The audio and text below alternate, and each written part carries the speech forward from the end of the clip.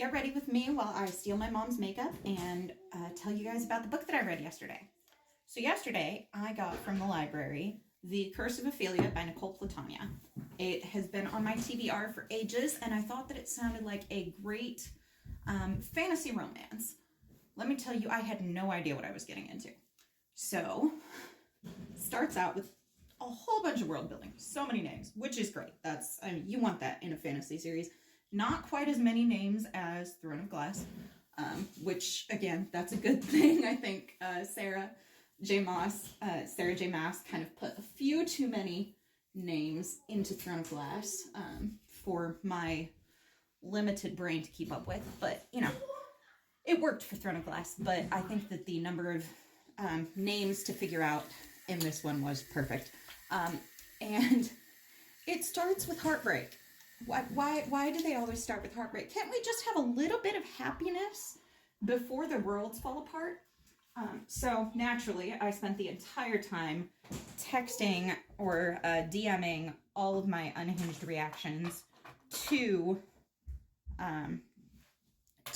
Nicole, who I don't know personally, but I have zero chill, and I am determined that every author that I meet or whose books I read will become my friends, whether they like it or not. So I read this, and I texted her every impression that I had. But anyway, this book had me on the edge of my seat from the moment that I picked it up.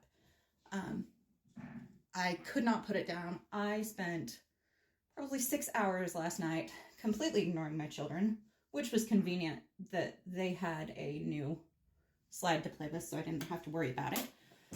But I spent the entire time ignoring them and just pretending that that nothing existed outside of Ophelia and Malachi and Tolek and Cypherion and Rena and Jezebel and the Revered and the Curse and all the rest of that. So the vibes of this book were absolutely immaculate. I adored every moment, but let me tell you, the gasps I gasped and the screams I screamed and the tears I shed, it was heartbreaking. Just the perfect story. I am desperate for the next book. I'm terrified that this is going to become that it's going to... I'm afraid that we're going to have a love interest shift later in the series. Can't tell you why if you haven't read the book, but I've got a sneaking suspicion, and it terrifies me. So we will see if that happens. The author, who is a complete sweetheart, will not answer my questions about that because obviously she doesn't want to give spoilers, which is infuriating and completely understandable. So anyway, if you have read this book, I would love to hear what you think about it. I have not been this obsessed with a series since Elizabeth Marvizafodic Born or Sarah J. Maas's